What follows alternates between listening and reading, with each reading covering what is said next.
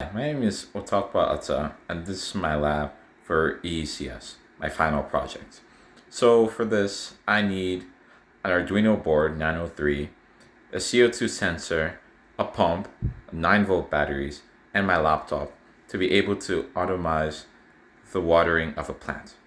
For the first learning outcome, my algorithm uses loops to determine if the soil is wet or not. As you can see from my flowchart, this is used by nesting conditionals inside my loop.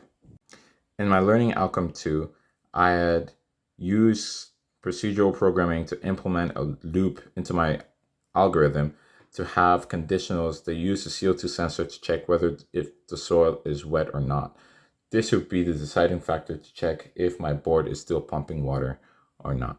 In learning outcome 3, I had used variables in MATLAB to call a function that creates a graph showing the voltage over time.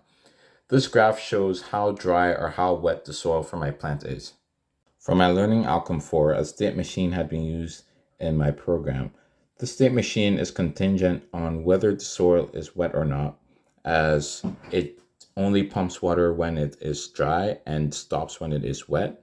This is due to the while loop and conditionals that I implemented in my program. In my 5th learning outcome, I used MATLAB to plot moisture over time by getting the results from the moisture sensor.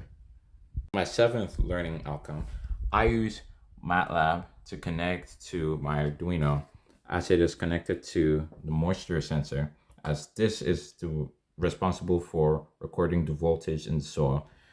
This voltage levels are taken back to MATLAB to be recorded and to make an if statement for the conditionals of the soil. So when conditions are met, they are taken to the Arduino board, which are used for the pump. And so the pump is, when the soil is dry, the pump pumps water into the soil. And this is when my algorithm takes place.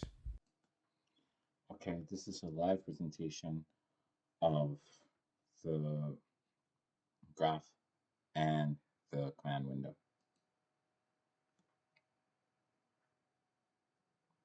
As you can see, the soil says it's dry, and now it's soaked, filled with water. Thank you.